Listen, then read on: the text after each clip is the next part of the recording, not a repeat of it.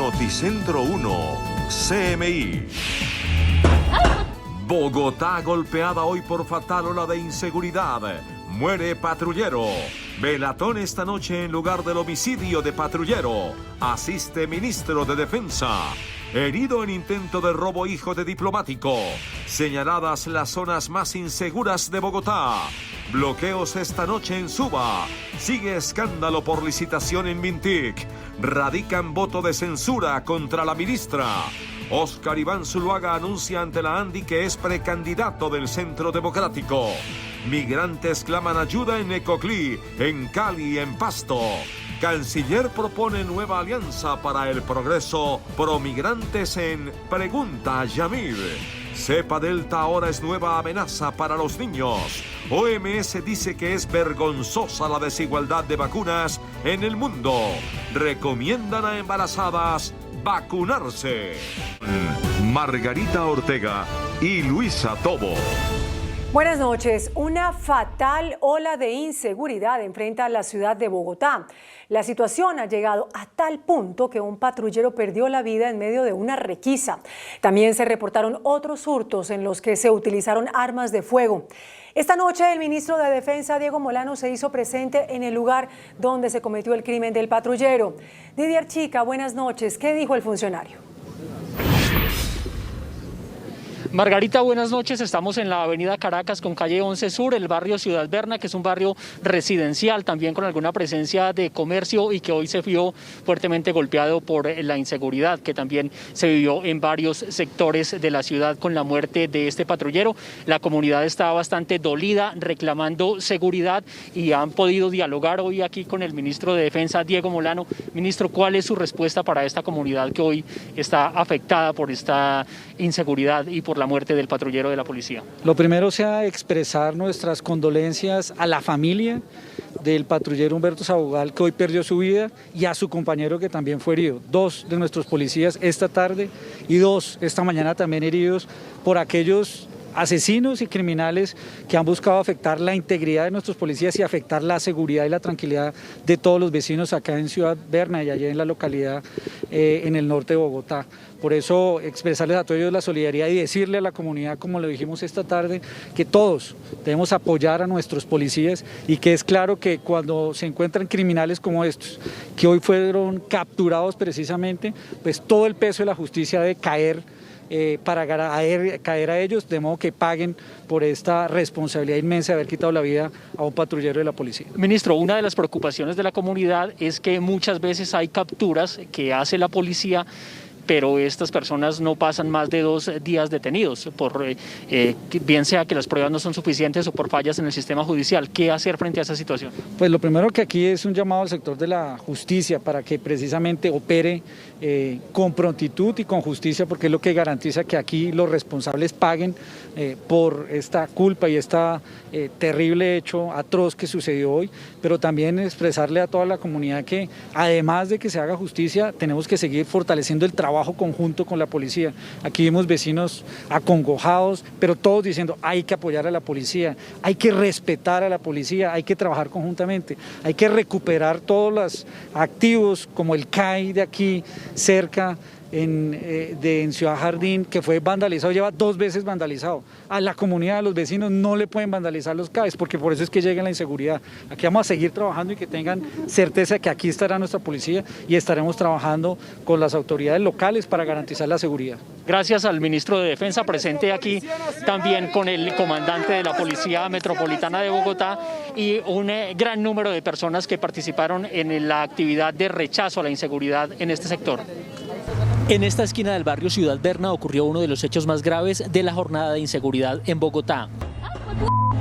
A los 2, ay no. El asesinato del patrullero de la policía Humberto Sabogal Soto, de 41 años, por delincuentes que se opusieron a una requisa.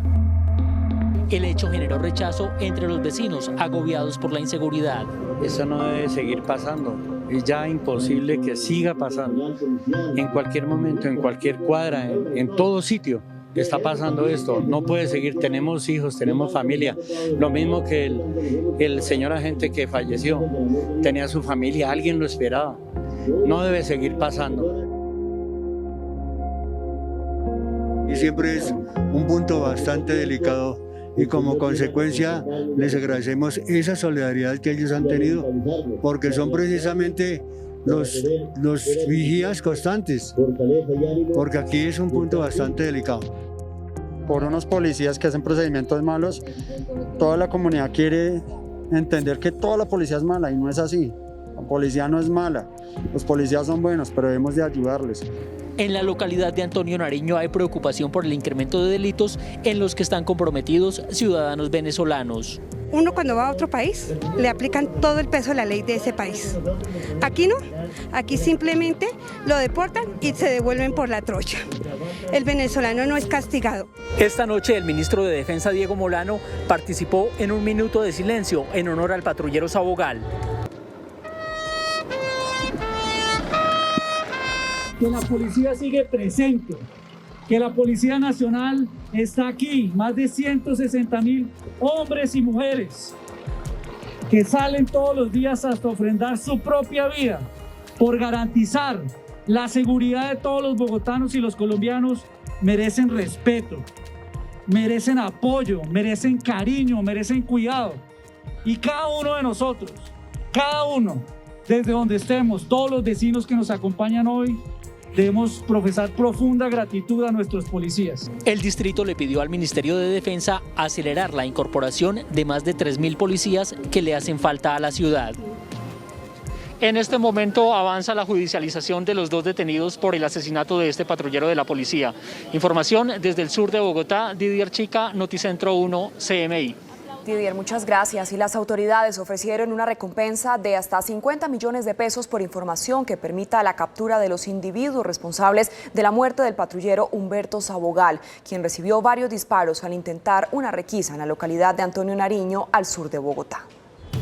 Lo que empezó como un procedimiento de requisa terminó en tragedia. Este es el momento en el que uno de los uniformados forcejea con el delincuente, quien en segundos desenfunda el arma y dispara quemarropa contra los 2 policías. Un taxista también quedó en medio de las balas. La balacera fue terrible, eso, bala tras bala, caen los policías. Estaban adelantando un procedimiento de requisa a 2 individuos que estaban en la vía pública. Los 2 ciudadanos estaban armados. El delincuente emprende la huida con el arma en la mano, pero en la calle 11 Sur con carrera 14 es interceptado por la policía. La comunidad enardecida intenta lincharlo. Los patrulleros Jesús David Pineda, que recibió un impacto en la pierna, y Humberto Sabogal, con un disparo en el tórax, fueron trasladados a la clínica Santa Clara, donde horas más tarde fallece Sabogal, de 42 años. La alcaldesa mayor ha tomado la decisión de incrementar la recompensa hasta 50 millones de pesos por información que nos permita identificar a los otros individuos responsables de estos hechos en la localidad de Antonio Nariño. El patrullero, que murió a manos de los delincuentes, estaba por cumplir 17 años de servicio, con una hoja de vida impecable e innumerables reconocimientos. Era del Espinal, Tolima, casado y con 2 hijos. El capturado fue identificado como Anderson de Jesús Romero, de 24 años, de ciudadanía venezolana. El otro delincuente huyó. Dentro de las mismas actividades de investigación, y como usted lo manifiesta, tenemos en lo que ha corrido del año 2.400 ciudadanos extranjeros capturados por diferentes delitos. Las autoridades pidieron al gobierno nacional acelerar el refuerzo de pie de fuerza para Bogotá y se comprometieron con priorizar las zonas más críticas. Y en otro hecho de inseguridad, el hijo de un diplomático resultó herido con arma de fuego al norte de Bogotá en un intento de robo. El primer hecho se presentó en la calle 86 con carrera 7ª. Un joven extranjero, hijo de un diplomático de la Embajada de Argelia en Colombia, fue víctima de los delincuentes. El estudiante resultó herido. La persona lesionada se encuentra estable, fuera de peligro por el momento. Presenta una herida contundente en la cabeza. Estamos ofreciendo una recompensa de hasta 20 millones de pesos por información que nos permita identificarlos y llevarlos a su pronta judicialización. En la localidad de Usaquén, calle 160 con carrera 8ª, se presentó otro intento de hurto. Delincuentes en moto acorralaron a un hombre. Lo intentaron despojar de sus pertenencias, pero la víctima huyó mientras era amedrentada con arma de fuego. Transmilenio no se salvó de la ola de inseguridad. Una mujer fue herida con arma blanca en medio del robo de su celular. Hay 2 personas que están siendo investigadas y adelantándose pues todos los procedimientos para identificar si fueron responsables esas dos personas de esa situación. Cada 5 minutos en la capital, una persona es víctima de los delincuentes. Solo en el mes de julio se reportaron 8.626 casos. Las cifras de inseguridad en el país son alarmantes. 7 delitos reportan aumento en las denuncias. Bogotá es el lugar donde se concentra el mayor número de ilícitos. El país enfrenta una de las peores situaciones ante el incremento de delitos de alto impacto. Cada hora se cometen al menos 30 hurtos a personas. Son 139.900 víctimas en los primeros 7 meses del año. Bogotá es la ciudad del país con las peores cifras. Al menos 40.000 capitalinos han denunciado ante la Fiscalía. Otro de los delitos que tiene en alerta a las autoridades es el robo de motocicletas y de vehículos. Este año son más de 17.000 motos robadas y 5.200 carros hurtados. Preocupante en una cifra del 9.48, muy cercana al 10%.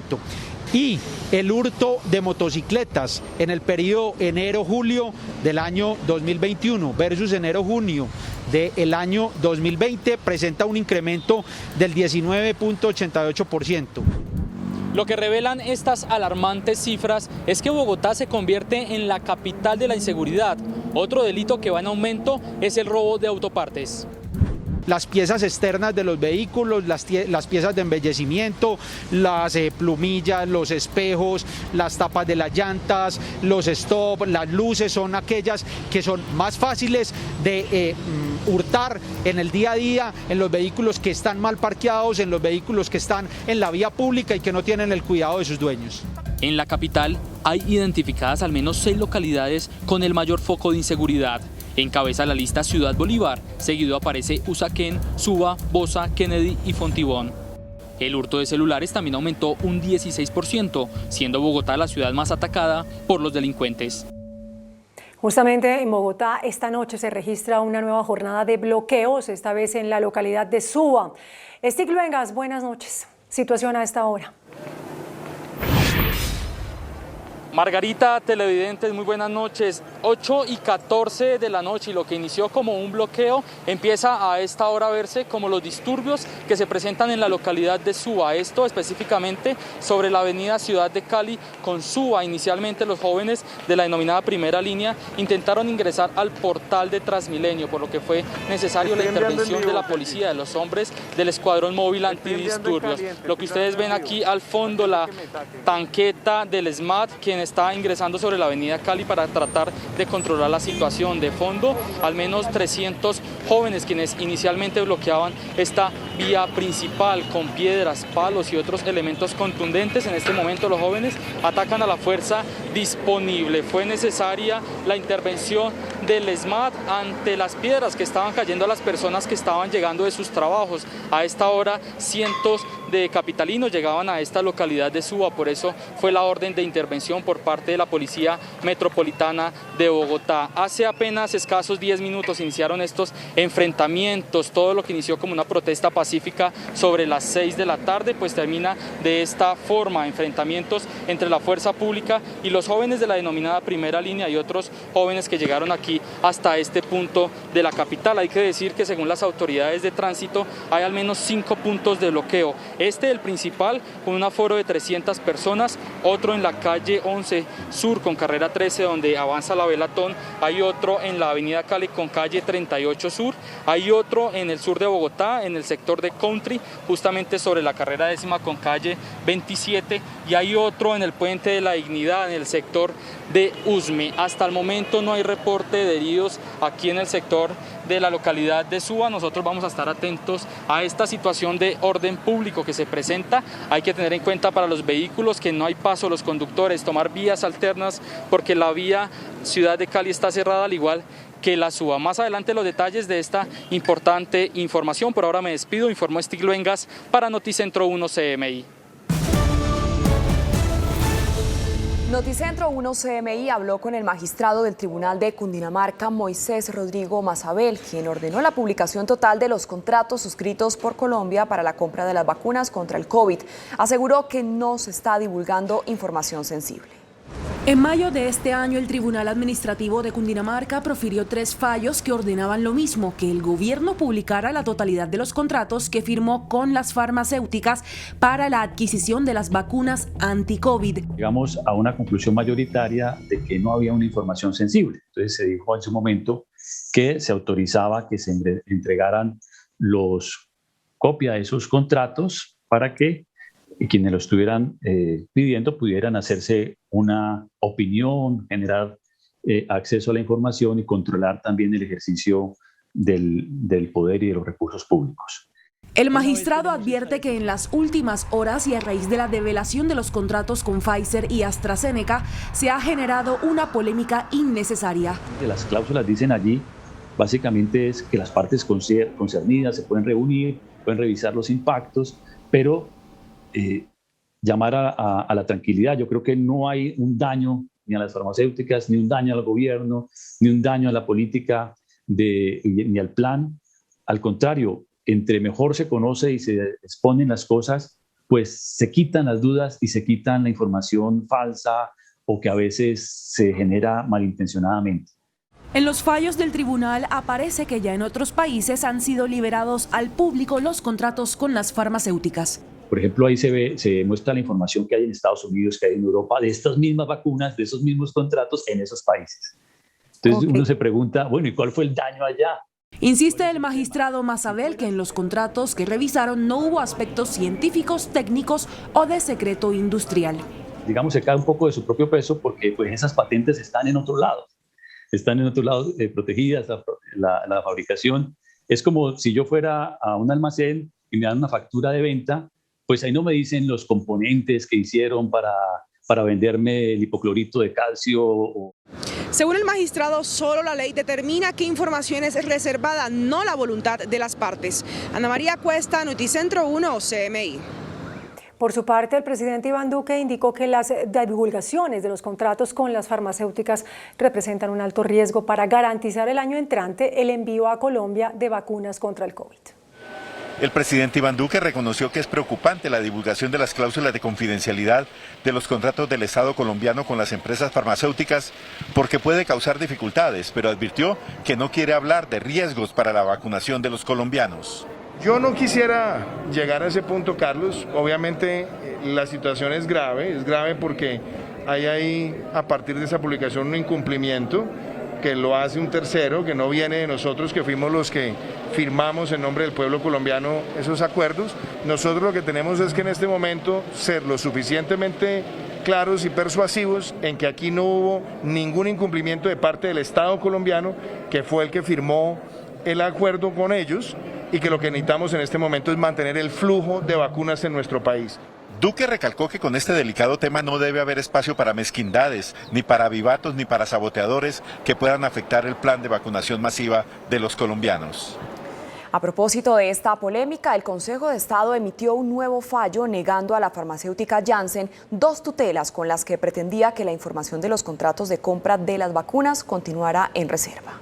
Los magistrados Gabriel Balbuena y Sandra Lisset Ibarra rechazaron las 2 tutelas presentadas por la farmacéutica Janssen, con las que pretendían que los contratos suscritos entre el gobierno y ellos permanecieran en reserva al considerar que contenían aspectos científicos y técnicos de carácter competitivo sensible. Según Janssen, la divulgación de los contratos ordenada en el mes de mayo por el Tribunal de Cundinamarca resultaría en perjuicios competitivos para la compañía y filiales, afiliadas y subsidiarias. El Consejo de Estado declaró que las tutelas son improcedentes, pues todavía está pendiente la resolución de algunos recursos en el tribunal y el caso de momento sigue en esas manos. El Consejo de Estado pidió investigaciones a la Fiscalía y a la Comisión de Disciplina Judicial por cuenta de la filtración en sus sistemas digitales de 2 de los contratos que suscribió el Gobierno Nacional con las farmacéuticas para la compra de vacunas. Los contratos que para el gobierno y las farmacéuticas nunca debieron ser revelados se encontraban publicados con libre acceso en el sistema electrónico de expedientes de esa alta corte. Los había remitido el Tribunal de Cundinamarca para el estudio de las tutelas Janssen, pidiendo que se mantuviera la reserva de la información. Por descuido de funcionarios por determinar, en algún momento se rompió la cadena de custodia. La presidencia del Consejo de Estado advierte que se trató de un error involuntario y que adelantará las investigaciones correspondientes. La Comisión de Disciplina Judicial ya remitió el caso a la instancia competente.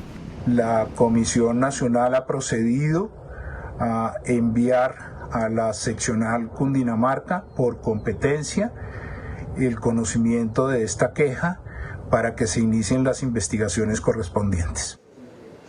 Las farmacéuticas que surten a Colombia de las vacunas contra el COVID-19 reaccionaron ante lo que consideran es una violación a las cláusulas de confidencialidad de los contratos. Mientras Janssen anunció que por razones que no explicó retrasará el envío de 1 millón de dosis, AstraZeneca se comprometió a cumplir lo pactado.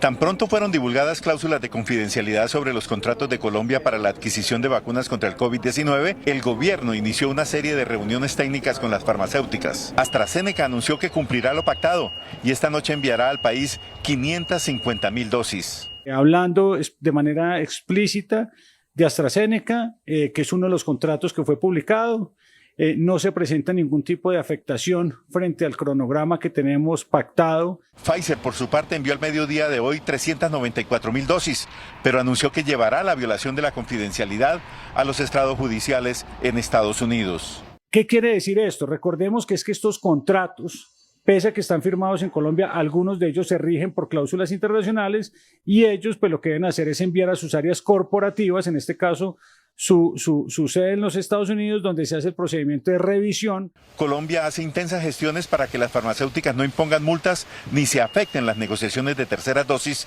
y de las vacunas para el año entrante.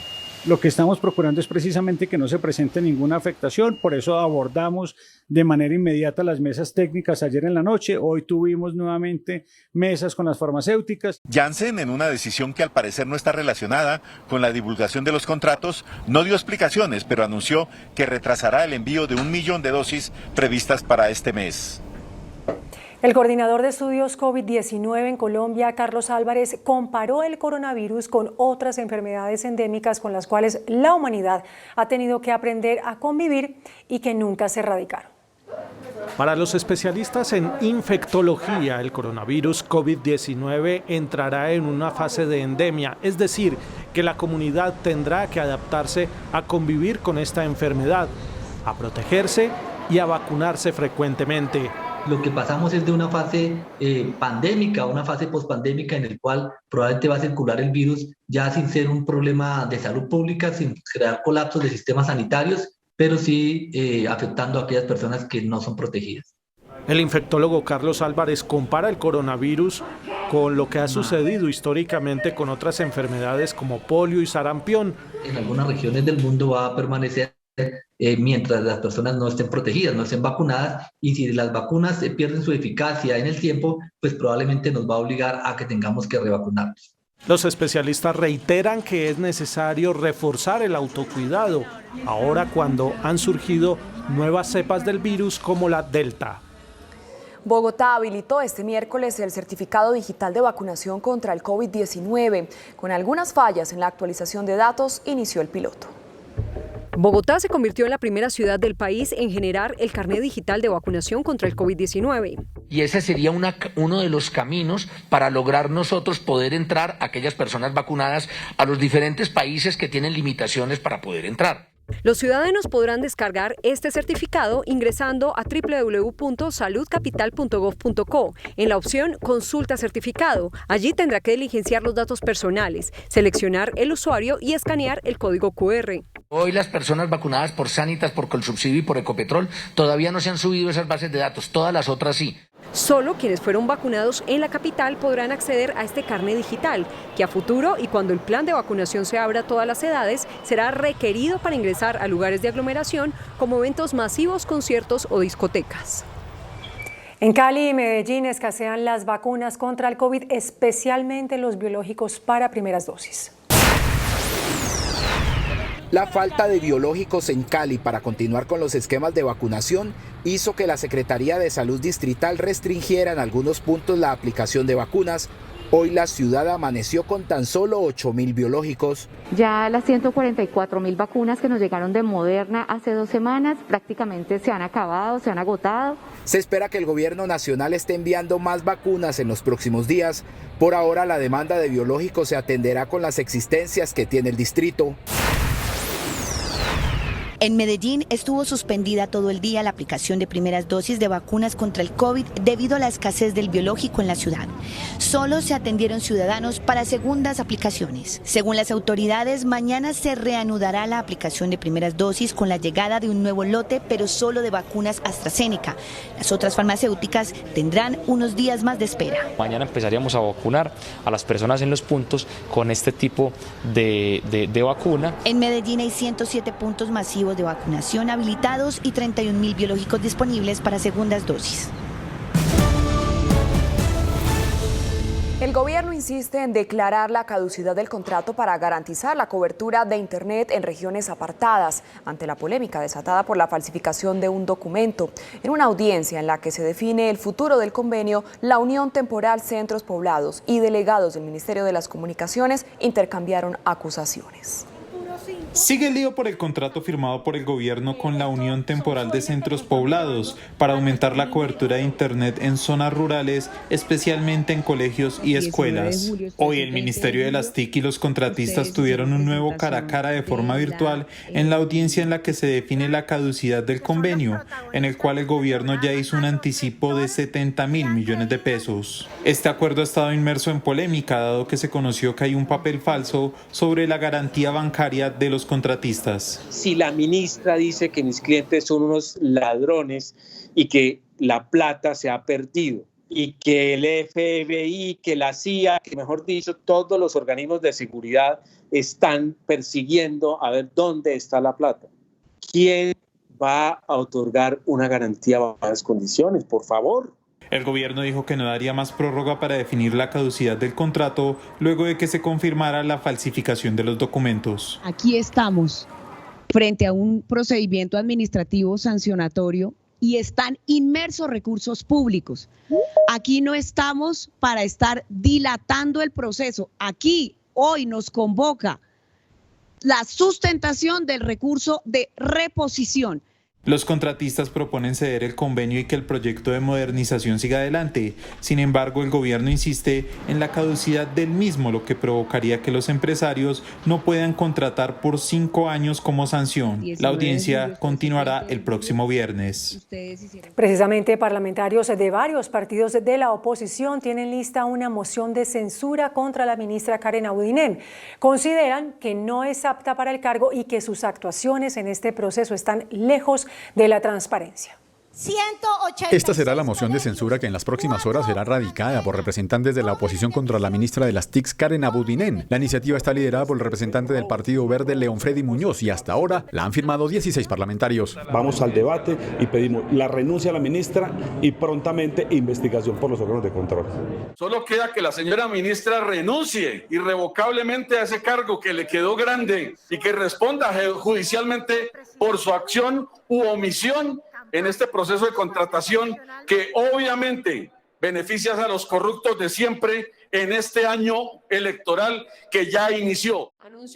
Tras la radicación, la presidenta de la Cámara, Jennifer Arias, determinará el día de la citación a la ministra y luego la votación de los congresistas. Hasta ahora, ninguna de las mociones de censura contra ministros del actual gobierno han prosperado. El gobierno presentará un proyecto de ley para hacer modificaciones al delito de lavado de activos. Se busca congelar los bienes de grupos terroristas e incluir investigaciones por blanqueo de dinero en procesos de delitos ambientales.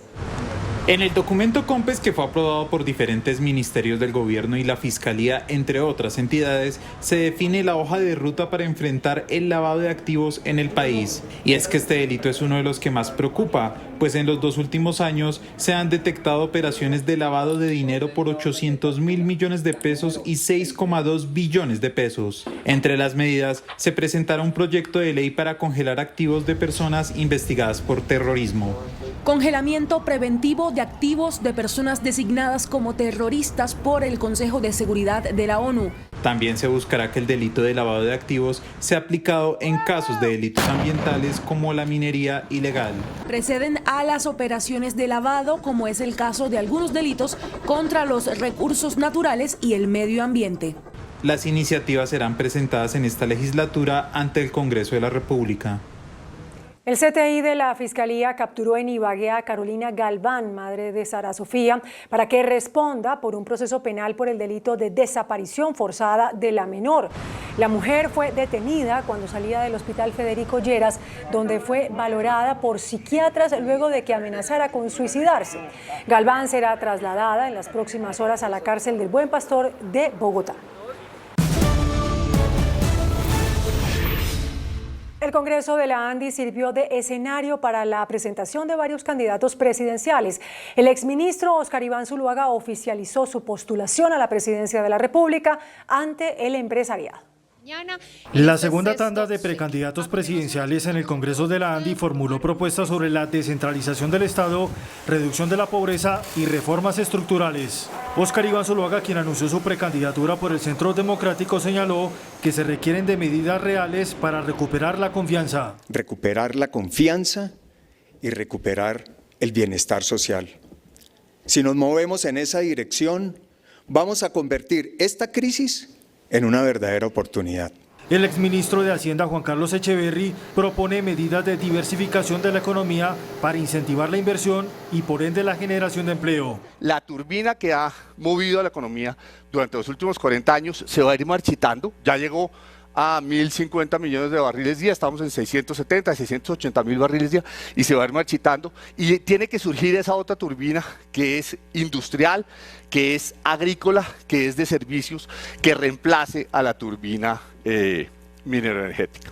El exgobernador del Atlántico, Eduardo Verano, propuso la descentralización del Estado y una mayor participación de las regiones. Un Estado centralista, la pregunta, ¿puede ser eficiente? Evidentemente no, por eso es que la gran carga, ese abultamiento que tenemos nosotros del desarrollo, es lo que tenemos que tratar de desconcentrar, es lo que tenemos que tratar de cambiar sustancialmente. ¿Y cómo lo hacemos? Con un cambio del modelo de Estado. A su turno, el senador Roy Barrera sostuvo que los cambios deben ir encaminados a la reducción de la corrupción, por lo que se requiere de reformas estructurales. También plantea fortalecer el modelo económico. El rebote de la economía es una buena noticia, pero no es una gracia del modelo económico actual. Es inevitable y es necesario, pero hay que administrarlo bien y no será suficiente. Esta es la variación del PIB anual. Finalmente, Rafael Nieto, ex viceministro del Interior, manifestó que el objetivo principal es la reducción de la pobreza. La prioridad tiene que ser la superación de la pobreza. Ahí tenemos que concentrarnos y tener el foco, porque un país en estas condiciones de pobreza es un país que no va a salir adelante y que va a vivir permanentemente en conflictividad social y probablemente con altos índices de violencia. Mañana continúa una nueva ronda de precandidatos a la presidencia en el Congreso de la ANDI. El gobierno anunció nuevos controles al plan de alimentación escolar. Los contratistas serán objeto de estrictos seguimientos, al igual que los alimentos que suministran a los menores. Con 2 proyectos de ley que cursan en el Congreso, el gobierno aspira a reforzar los controles para proteger los recursos del programa de alimentación escolar, que atiende a 5.700.000 niños de bajos recursos y que les proporciona raciones alimenticias por 180 días de calendario escolar. Que permite que ante el incumplimiento la administración pueda utilizar ese recurso para administrar directamente, ya sea con la empresa o para que haga otro contrato, pero no se afecte la atención de los niños. Los proyectos que ya se están discutiendo en el Congreso establecen drásticas sanciones para casos de desvío de recursos del PAE. Que endurece las sanciones ante los incumplimientos de los contratistas del PAE. El programa de alimentación escolar que administra el Ministerio de Educación compromete recursos anuales por 2.400.000 millones de pesos. El director de Migración Colombia, Juan Francisco Espinosa, indicó que en las próximas horas se restablecerá la movilidad para cientos de migrantes que están atrapados en Pasto y Cali. Imágenes como estas demuestran la crítica situación que se vive en Cali ante la presencia de cientos de migrantes haitianos. Juan Francisco Espinosa, director de la entidad migratoria, aseguró que estas personas serán acompañadas en su trayecto el día de mañana, dejando al Valle libre de esta problemática. En efecto, en Nariño y Valle hay en cada uno de los sectores aproximadamente 500 migrantes que van a tener restablecida su movilidad del día de mañana. Ya en este momento está todo el proceso de organización de los pasajes seguros que les permitan movilizarse por territorio nacional sin abuso. Afirmó también que los haitianos han sido víctimas en múltiples ocasiones de colombianos que se aprovechan de su condición. Han abusado del migrante a partir de altos cobros por hospedaje, por alimentación, por transporte, como también por engaños. Hemos detectado casos en los cuales personas han sido abandonadas en su tránsito, les han vendido rutas de transporte irregular que han cogido por otro lado. Espinosa aseguró que en Necoclí permanecen 4.000 haitianos que buscan ingresar a la selva del Darién. Para algunos migrantes en Necoclí, la situación es crítica ante la falta de recursos para seguir con su travesía. Se agudiza la situación de los migrantes en Necoclí, el dinero y los alimentos escasean y cientos de ellos instalan carpas en las playas de esa localidad a la espera de un turno para viajar a Capurganá. Las dificultades son muchas, sabemos que nosotros ni a Candé ni Necoclí tenemos una capacidad instalada. Este desafío transnacional, según los extranjeros que migran de países como Cuba, Haití y África, es debido a la problemática social, la pobreza y la opresión política, lo que motiva a que miles se atrevan a buscar la selva del Darién como parte de la ruta migrante hacia Estados Unidos. Porque no hay plata, no hay casa, nosotros no puedo salir, viajar para allá. En Cuba hay tal desesperación que la gente ya no sabe ni para dónde agarrar, porque realmente está demasiado mal Cuba. Muchos arriesgan sus vidas en los grandes obstáculos que hay en la selva. Seguimos en Noticentro 1 CMI. Las autoridades buscan a un conductor que arrolló con su carro a un actor extranjero provocándole la muerte. Fue en la autopista regional sur de Medellín en donde el actor británico Justin James Denton, de 36 años, fue atropellado por un carro fantasma. El conductor huyó tras el accidente. El artista fue llevado a la Clínica Las Américas, pero llegó sin signos vitales. Autoridades investigan el caso. Estamos haciendo un llamado muy especial al respeto, a la tolerancia, al cumplimiento de las normas para 0 muertes en las vías de la ciudad de Medellín. Nuestros agentes de tránsito de la unidad de vida están en la investigación pertinente de los datos del conductor y del vehículo causantes de este hecho. Justin Denton tenía cédula de extranjería para Colombia hasta el año 2022. Había participado en 5 producciones cinematográficas. Noticentro 1 CMI visitó las obras del humedal Juan Amarillo, mientras los vecinos y ambientalistas insisten en suspender los trabajos por el evidente daño ambiental causado al humedal más grande que tiene la capital. El acueducto dice que terminará la intervención, que ya tiene un 78% de ejecución. El humedal Juan Amarillo sigue en obra. Esta estructura de concreto es la intervención más robusta y de mayor impacto. Se trata de un puente de más de 1 kilómetro que conectará a 2 localidades atravesando el humedal.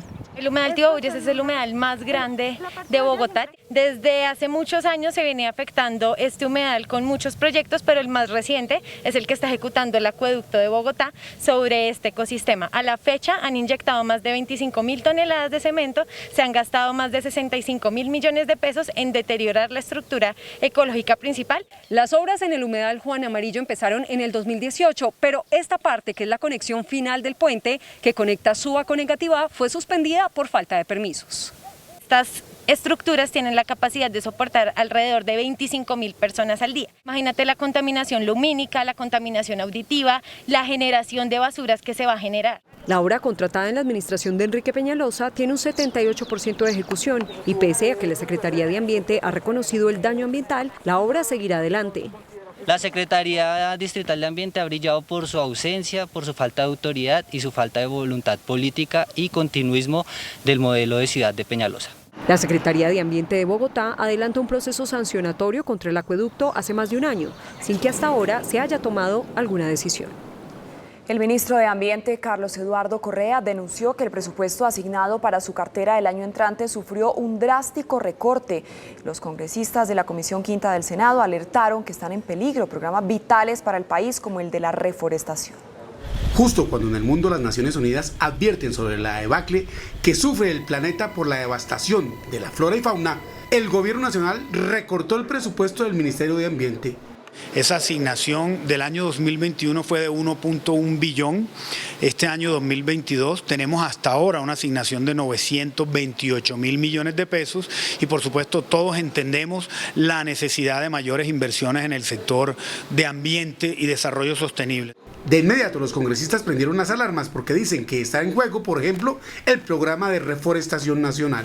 En el primer semestre de este año, 2021, los departamentos de Meta, Caquetá y Guaviare han perdido alrededor de 42.000 hectáreas de bosque natural. Es supremamente grave, muy grave. Y entonces diría uno, bueno, como es tan grave, revisemos el presupuesto a ver cómo lo vamos a contrarrestar. Sin embargo, el ministro del Medio Ambiente dice que con las regalías ningún programa quedará desfinanciado. El DANE reveló hoy que más de 1,5 millones de jóvenes menores de 28 años están sin trabajo. Según el Departamento Nacional de Estadísticas DANE, el desempleo juvenil, que en 2018 ascendía a 16,1%, en 2019 a 17,2%, tocó su máximo histórico en el 2020, en el primer año de la pandemia, con una cifra de 29,5%, y en junio de este año afectó al 23,3% de esta población. En Colombia hay más de 12.484.000 personas menores de 28 años. La cantidad de jóvenes desempleados pasó de 1.569.000 en mayo a 1.580.000 en junio. El ministro de Trabajo anunció una convocatoria para el subsidio a la contratación de jóvenes. Se inicia el proceso de postulación, se inicia el 12 de agosto, termina el 19 de agosto para los empleadores que utilizaron este beneficio en el mes de julio. Esto significa para los subsidios para los jóvenes entre 18 y 28 años que hayan contratados, que sean nuevos puestos de trabajo. Según el DANE, también en Colombia hay 3.401.000 jóvenes que ni estudian ni trabajan. El 9,3% de ellos son hombres y el 18% son mujeres. Ecopetrol firmó esta noche el contrato con el Gobierno Nacional para la compra de las acciones de Interconexión Eléctrica ISA. Después de varios meses de evaluación, el Ministerio de Hacienda y Crédito Público dio vía libre a Ecopetrol para que inicie el proceso de enajenación sobre las acciones que posee la Nación en Interconexión Eléctrica ISA. Las acciones a ofertar representan el 51,4% y la operación tendrá un valor de 14.2 billones de pesos. Con base en un valor que se ubica en el rango más alto previsto en la valoración por los entes independientes, por los entes externos. La operación seguramente más importante de este año en materia económica pondrá a Ecopetrol como una de las empresas más importantes de América Latina en el sector minero energético. La diversificación. Que miremos otras fuentes de energía, como por ejemplo el hidrógeno. Ecopetrol avanza en la búsqueda de las fuentes de financiación, recordando que tiene una opción de crédito externo por $1.250 millones. El índice de capitalización de la bolsa, que mide el comportamiento de las 20 principales acciones, cerró al alza. El informe bursátil. El índice selectivo MSCI Colcap de la Bolsa de Valores de Colombia subió 0,84% a 1.246 puntos. La acción de la Bolsa Mercantil de Colombia fue la que más subió, con una valorización de 120,55% a 1.610 pesos. La acción de la Bolsa de Valores de Colombia fue la que más bajó, con una pérdida de 1,84% a 9.885 pesos. La acción más negociada de la jornada fue la de Preferencial Bancolombia, al movilizar más de 13.000 millones de pesos, con una variación positiva de 1,06% a 28.600 pesos. El gerente de la Federación Nacional de Cafeteros, Roberto Vélez, afirmó que el consumo de café en el mercado interno aumentó durante la pandemia. La preparación desde casa mejoró las cifras de consumo de café durante la pandemia y se espera que en el proceso de reactivación se mantenga la tendencia. Para la Federación de Cafeteros, las nuevas generaciones tendrán que llevar la antorcha de la producción y la rentabilidad cafetera. Tienen que cargar la antorcha de la calidad y llevarla a nuevos altos, a nuevos estratos. Son ustedes entonces la generación que tiene, a través de la innovación, a través de las nuevas tecnologías, que entregarle al café y al cafetero la rentabilidad y las condiciones que lo hagan sostenible para el futuro. El pronunciamiento fue hecho durante el conversatorio Jóvenes Cafeteros. El dólar cerró a la baja. Indicadores económicos en Noticentro 1 CMI. Los indicadores económicos. La tasa representativa del mercado que regirá para mañana jueves será de 3.950 pesos con 43 centavos. Los profesionales del cambio compran la divisa en promedio en 3.800 pesos y la venden en 3.850 pesos. Un euro cuesta 4.628 pesos. La libra de café en Nueva York se cotizó a $1.83. El azúcar se transó en 19,41 centavos de dólar la libra. El barril de petróleo WTI se cotizó en $69.36.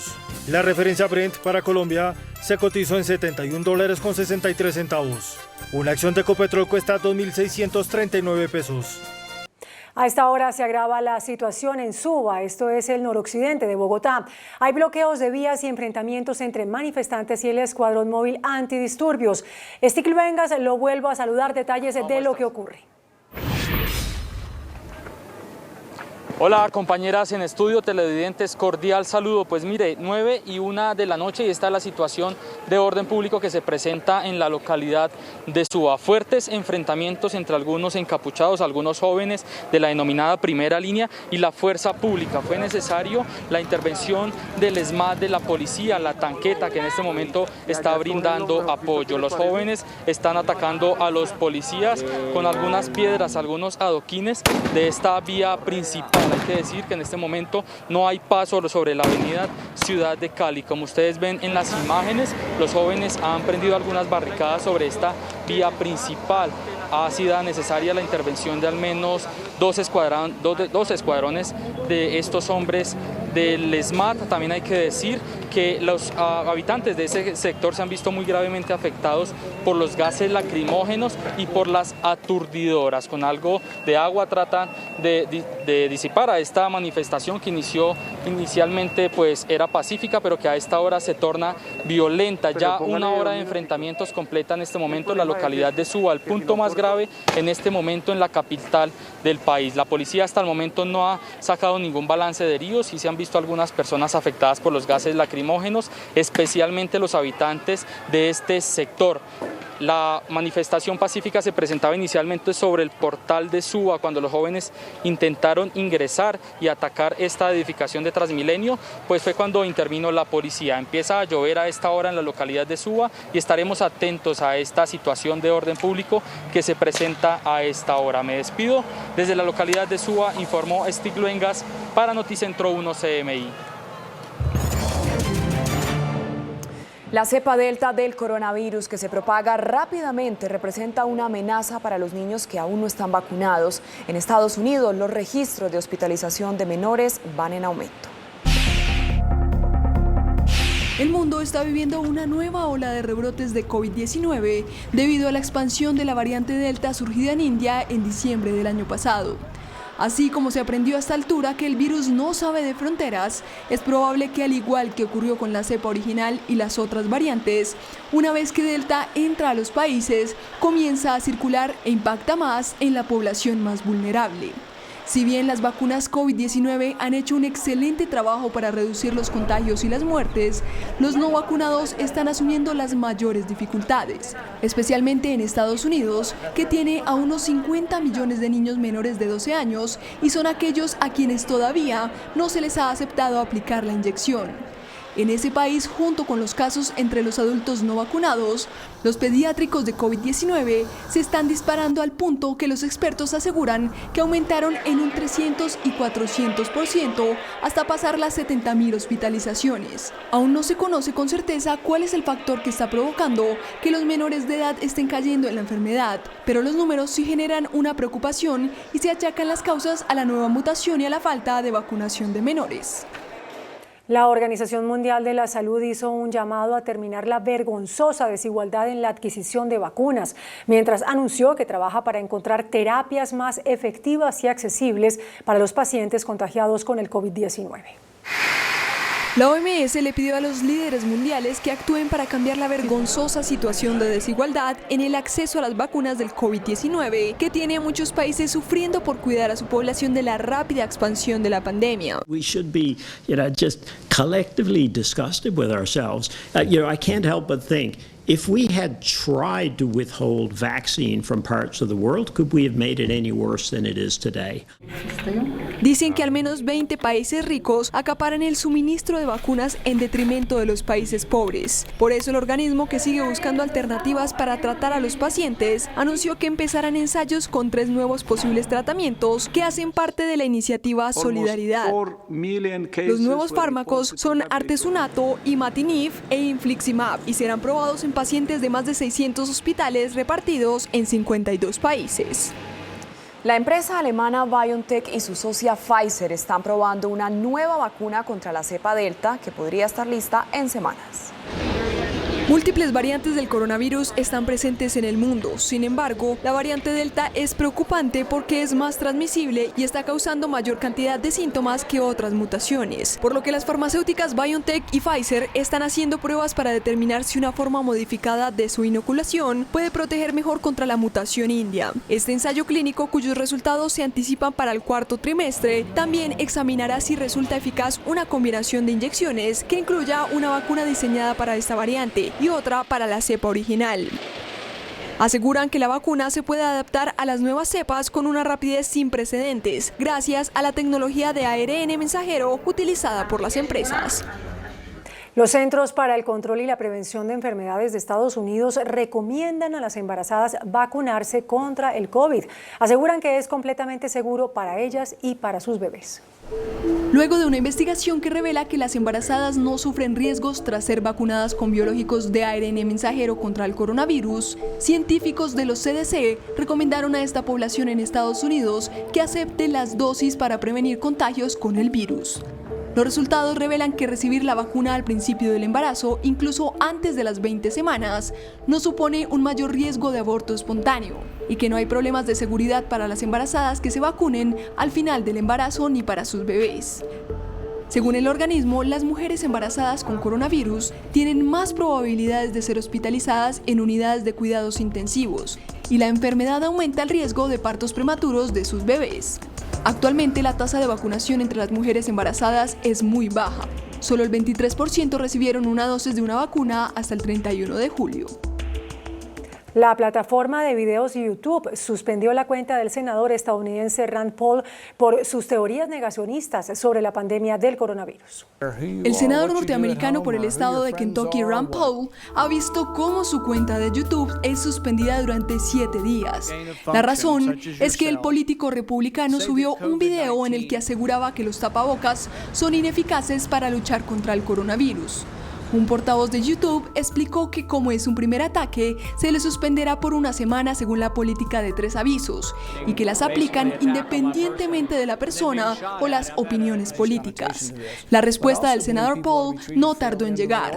Afirmó en su cuenta de Twitter no estar seguro de cuándo YouTube se había vuelto un brazo del gobierno.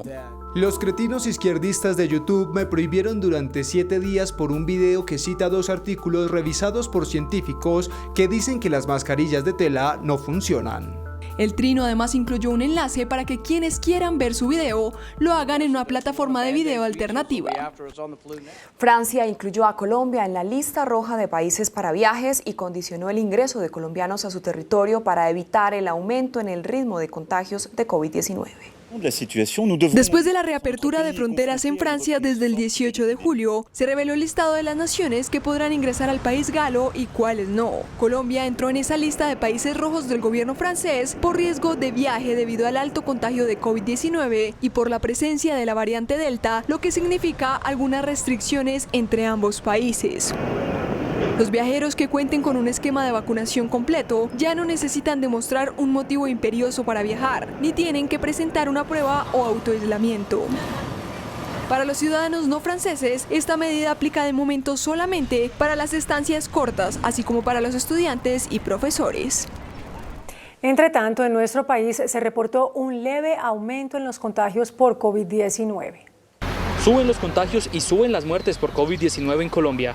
El Ministerio de Salud confirmó que este miércoles se contagiaron otras 5.368 personas. El total de casos llega a 4.852.323.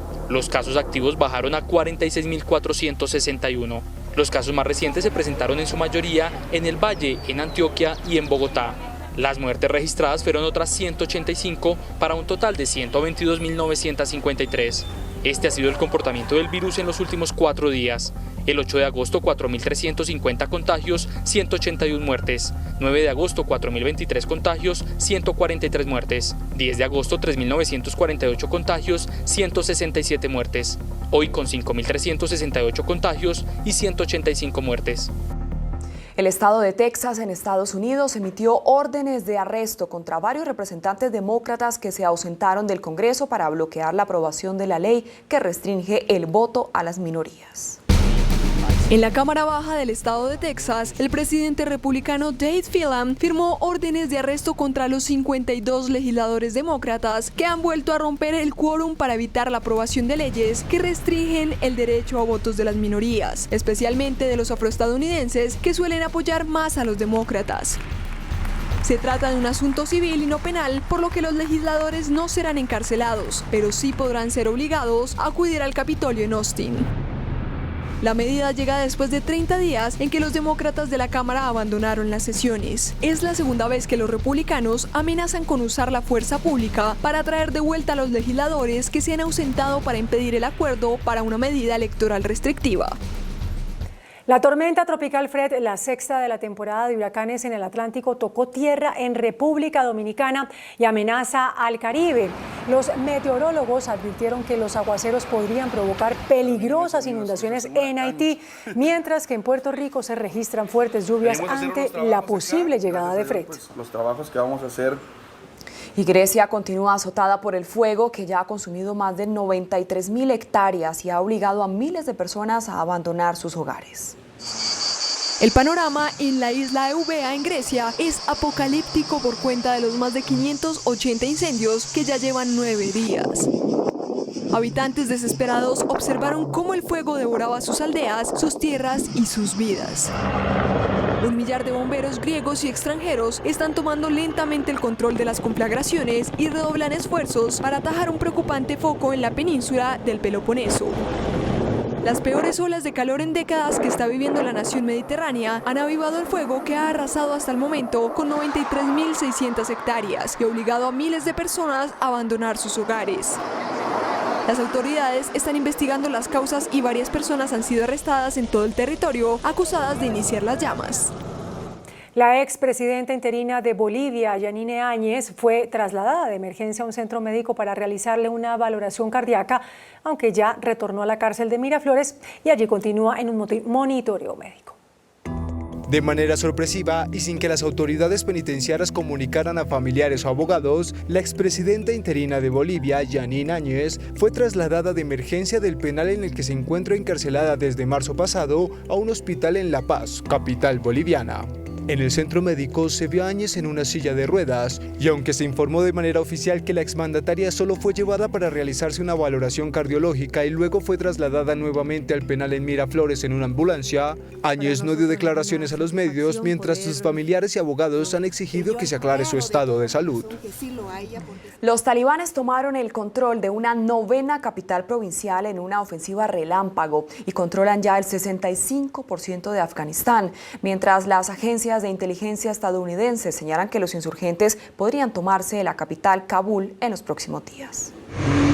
Menos de una semana necesitaron los talibanes para hacerse con el control de prácticamente todo el norte de Afganistán, donde el grupo insurgente ya logró capturar 9 capitales provinciales y vastas zonas rurales gracias a una efectiva ofensiva relámpago que ha superado con creces la pálida respuesta de las fuerzas gubernamentales afganas, que no han podido evitar que los combatientes ya controlen el 65% de todo el territorio. De hecho, según las agencias de inteligencia estadounidenses, el avance de los talibanes es tan veloz y contundente que podrían aislar a Kabul, capital y corazón político de Afganistán, en apenas 30 días, y para tomarla solo necesitarían 90. Las autoridades de Chicago investigan las causas que provocaron el desplome de un helicóptero en las calles de Prospect Heights, a las afueras del aeropuerto ejecutivo de la ciudad. Los dos ocupantes resultaron heridos tras el choque de la aeronave contra la autopista, que fue cerrada mientras la escena era analizada y recogían los restos del helicóptero. Un grupo de inventores estadounidenses amantes del ajedrez crearon un novedoso sistema capaz de enseñar a cualquiera a jugar. Se trata de ChessUp, un tablero de ajedrez inteligente cargado con un poderoso procesador, una interfaz de inteligencia artificial y millones de jugadas. Si usted no sabe jugar, ChessUp le enseñará, y si ya sabe jugar, ChessUp le promete enseñarle a jugar realmente. Solo con tocar una ficha en el tablero, ChessUp le muestra las posibilidades de movimiento que tiene esa ficha. En el modo avanzado, ChessUp le permite no solo decidir el movimiento, sino que le anticipa cuáles serán los efectos de su movida, para así organizar estrategias. Con ChessUp usted también podrá conectarse a la red y jugar en línea con otros amantes del ajedrez. ChessUp también puede dejar de ser un instructor para convertirse en un adversario, y así podrá jugar infinidad de partidas. Noticentro 1 CMI presenta una empresa comprometida por Colombia. El convenio Generación E firmado entre Ecopetrol con el ICETEX cumple 3 años y facilita que jóvenes de 58 municipios colombianos accedan a estudios superiores, cuyo objetivo es permitir que más jóvenes brillantes del país accedan a la educación superior en universidades privadas. Nuestro aporte en este programa es el 25% de la matrícula de cada uno de los 1.587 jóvenes beneficiarios en las universidades y carreras elegidos por ellos. Los jóvenes que hoy hacen parte de Generación E están desarrollando unas carreras promisorias en campos como la administración, la ingeniería, la salud y la economía. Sin lugar a dudas, ellos son un ejemplo de ese acceso a la educación superior que transforma vidas, que transforma comunidades y que construye progreso y bienestar para todo el país. Queremos agradecer a Ecopetrol por su voto de confianza. Para mí, Generación E ha significado el cumplimiento de uno de mis sueños, el cual era estudiar en una universidad de calidad. Me he podido desarrollar como estudiante, como persona, como compañero y como investigador para que a futuro pueda implementar todas esas estrategias y todos esos objetivos que quiero poner en práctica para mí. Sin duda, Generación E es un programa que ayuda a los jóvenes a cumplir sus sueños, además de que así en un futuro podremos contribuir a nuestro país.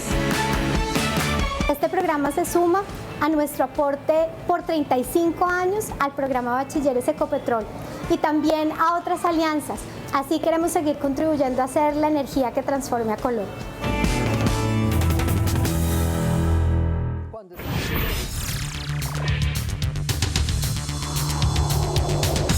Muy buenas noches. La región América Latina está sufriendo la peor crisis migratoria de toda su historia. Gente que va de Venezuela a Colombia, de Colombia a Panamá, de Panamá a Estados Unidos, de Ecuador a Perú, de Perú a Chile. La gran crisis migratoria. Nuestra invitada esta noche es la señora Canciller de la República, la doctora Marta Lucía Ramírez, porque hoy presidió una conferencia con los cancilleres de la mayoría de países de América. Canciller de Colombia, canciller de Brasil, canciller de México, canciller de Ecuador, de Panamá, de Costa Rica, vicecanciller de Perú. Señora ministra, buenas noches. ¿Qué trataron en la reunión? Si nos quiere contar, por favor. Muy buenas noches, Yamid. Efectivamente tuvimos esta reunión como continuidad a una reunión que habíamos comenzado ya con la canciller de Panamá en México cuando estuvimos en la reunión de la CELAC. A raíz de eso, pues ella nos ha planteado su preocupación porque Panamá tiene una capacidad limitada para recibir migrantes y le expliqué que Colombia también tiene una capacidad muy limitada y por esa razón propusimos las dos hacer esta conferencia regional, porque como bien dice Yamil, estamos viviendo realmente una crisis sin precedentes en materia migratoria, en parte como consecuencia de la pandemia. Hay mucha gente de nuestros países que está buscando un lugar donde pueda tener una mejor capacidad de vida, una mejor posibilidad para sus hijos, pero también hay países que han tenido una situación crítica hace muchos años. Uno de ellos es Haití. De Haití durante los últimos 8 años han salido casi 2 millones de personas. Y esos 2 millones de migrantes haitianos están casi todos ellos distribuidos en nuestros países. En Chile aparentemente hay cerca de 200.000, en Brasil también. Y se planteó en algunos de esos países que recibían a estos migrantes haitianos por un tiempo determinado. Y ahora, al parecer, muchos de estos migrantes haitianos están saliendo buscando posibilidades de llegar a Estados Unidos, de llegar inclusive a Canadá, ya que varios pues obviamente hablan francés. Entonces hemos visto esta concentración de personas en Necoclí. Esto para Colombia es totalmente imposible de absorber, y por esa razón en la reunión de esta mañana en la que estaban todos los cancilleres que usted mencionó y además el de Chile, dijimos, primero es importante que Chile contenga a los migrantes que ya han pasado allí varios años, que no sigamos mandando gente hacia arriba, y yo propuse un principio de corresponsabilidad. Aquí tenemos que ser responsables entre nosotros. Nosotros no podemos mandarle un montón de gente a Panamá, pero tampoco Ecuador nos puede mandar un montón de gente a nosotros, ni Perú a Ecuador. Entonces, ese principio de corresponsabilidad. Segundo, Yamid, un principio de humanidad. Estamos hablando de personas, no estamos hablando de cosas que están caminando hacia arriba. Son personas, seres humanos, familias, un montón de mujeres, niñitos de la mano de sus padres ante un rumbo totalmente incierto. Y ahí cuando vemos nosotros lo que significa ese paso del Darién, lo que han caminado estas personas, sabemos el riesgo también que tienen, y por eso ese principio de humanidad. Cómo poder durante el tránsito en cada país también darles un mínimo de apoyo, un mínimo de abrigo. Tercero, un principio también de coordinación que tenemos que tener entre todos. Es importante saber si Estados Unidos va a recibir un cupo determinado de migrantes, pues entonces que sepamos, estas personas que vienen de Chile van a llegar a Estados Unidos, van a pasar por cada país, cuántos son, cómo vamos nosotros a organizar, también para evitar, Yamil, que sean víctimas de toda esta mafia del tráfico de personas, del tráfico de migrantes. Pero tenemos que definir unos cupos, cuántos pasan de un país a otro, qué tipo de tarjeta temporales vamos a dar, qué tipo de acompañamiento para protegerlos en el tema de salud, inclusive en temas sanitarios, porque esta migración es una migración totalmente informal y es una migración que de pronto va a seguir creciendo y que a cualquier país, inclusive a Estados Unidos y a Canadá, los puede desbordar. Lo que acordamos esta mañana entonces es que estos principios de responsabilidad, de humanidad, de coordinación en esta migración para que haya un flujo ordenado, coordinado, pues vamos a procurar realmente que se establezcan en unos protocolos concretos que se están trabajando ya a nivel técnico por parte de las entidades de migración de cada uno de nuestros países. Pero ¿cuáles son, señora ministra, esos protocolos concretos?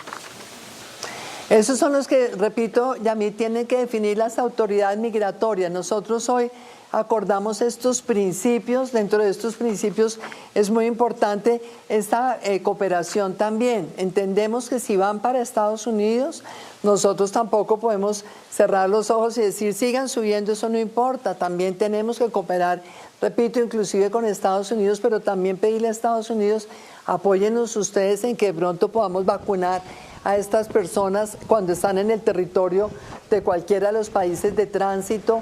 Apóyennos ustedes en que tengamos mejores condiciones de seguridad también, porque acá sabemos hay que proteger la seguridad de los migrantes, pero también la seguridad de nuestros países, inclusive la seguridad en términos sanitarios. Por eso esos protocolos tienen que definirse en un nivel técnico, en un nivel operacional, por parte de las autoridades de migración. Ahí estuvieron todos los directores de migración, en el caso nuestro, el doctor Juan Francisco Espinosa, que ustedes saben, pues tenía una gran experiencia con lo que estamos haciendo acá también en el Estatuto de Protección Temporal para los venezolanos. Hay un punto muy importante, y a mí también, y es que como hay estas mafias de tráfico de personas, yo les propuse a ellos, y eso se va a desarrollar también con unos protocolos, que tenemos que ver cuáles son realmente las personas que están manejando a estos migrantes y entonces les manejan lo de los hoteles, lo del transporte, porque realmente aquí hay un aprovechamiento, hay un lucro totalmente indebido, porque sabemos que son personas que están en un estado de necesidad y sin embargo los llevan a unos hoteles, les cobran carísimo, no les dan unos servicios de calidad, entonces es aprovechando esto. Pero decíamos, si estas personas que están manejándolos desde Chile hasta llegar a la frontera de México, están tratando de introducirlos a Estados Unidos como migrantes ilegales, aquí también tenemos que ver cómo trabajamos con Ameripol, que fue la propuesta nuestra en la reunión de Panamá la semana pasada, con la policía de cada uno de los países para identificar también todas estas mafias que están aprovechándose del estado de necesidad y que están manejando este tráfico de personas muchas veces para su beneficio económico sin ninguna consideración al ser humano, a esa necesidad humana que es la que obliga a mucha gente a abandonar su país buscando un mejor futuro en otra parte. Y en el caso de Haití, que es tan particular, Yamil, por todo lo que ha pasado en Haití durante ya tantos años, desafortunadamente los haitianos ni siquiera pueden regresar a su país porque nos han explicado que no los reciben. Entonces son personas realmente migrando a ver en dónde encuentran un lugar de abrigo, quién los recibe, porque en su propio país no reciben ya a los que salieron hace un tiempo buscando esa migración hacia otro lugar. Y señora ministra, al margen de la parte ilegal de la gente que trafica con seres humanos, para ayudar a la gente haitiana que está buscando sobrevivir porque su situación es absolutamente dramática, Colombia no podría dar hábitat a algunos de los refugiados, de las personas que huyen de Haití. Colombia una parte, Ecuador una parte, Perú una parte, Panamá otra parte. No se podía distribuir esta población migrante entre varias naciones, ¿no? Yamil, yo creo que eso que usted plantea es lo más sensato, eso es lo que tendría un sentido humanitario, eso es lo que tendría también un equilibrio dentro de ese principio de cooperación. Repartámonos, ver cómo cada uno asume y ayuda a un porcentaje de esta población. Esta mañana, por ejemplo, el canciller brasilero, yo salgo ahora para Brasil justamente para hablar con el gobierno de Brasil de todos estos temas, él decía es que tenemos en Brasil casi 300.000 personas. Yo le decía, es muy importante esa cifra. Piensen ustedes que Colombia tiene 1.800.000 venezolanos. Por supuesto que uno tiene que ver cómo pudiéramos asumir algunos haitianos, pero también tenemos una gran responsabilidad con el pueblo colombiano, con tanta gente en Colombia que también tiene necesidades y también está viviendo en situación de pobreza. Pero sin duda, Yamil, si uno logra lo que propusimos nosotros, justamente Colombia en la reunión de Panamá, tenemos que sincerar las cosas, tenemos que saber cuánta es esa población que está parqueada en Chile, esperando a subir todos estos países para llegar a Estados Unidos, y dependiendo de cuál sea esa cantidad de personas, mirar realmente a ver si uno pudiera de pronto que cada país asuma a una parte de ellos para darle una acogida humanitaria, como usted bien dice, entender que son familias con muchas criaturas muy pequeñas. Es muy triste cuando uno oye los testimonios, inclusive en el Darién muchas veces dejan a sus niñitos para que se coloquen a trabajar en alguna parte. O sea, esto es demasiado doloroso y por eso yo sí creo, si logramos sincerar, si trabajamos unidos, si vemos también de qué manera generamos un nuevo impulso al desarrollo de estos países, trabajamos con las entidades multilaterales, que es algo que propuse también y lo hemos hablado con el presidente. Aquí hay que hablar de una nueva alianza para el progreso en donde Estados Unidos, Canadá, América Latina, Centroamérica, el Caribe, todos busquemos nuevas posibilidades de desarrollo para que podamos acoger primero a nuestros propios nacionales, contener la salida de nuestros propios nacionales y segundo, acoger a la población migrante dándole unos beneficios, pero también entendiendo nuestro primer deber está con nuestros propios ciudadanos, en este caso nosotros con los colombianos. Muy amable señora ministra, que tenga usted un feliz viaje y ojalá logre usted llegar a un acuerdo en Brasil. Muy amable ministra. Muchas gracias, Yamil. Hasta luego. Gracias. A usted, ministra. Y a ustedes gracias también, televidentes. Y los invitamos a continuar aquí, en Noticentro 1 CM.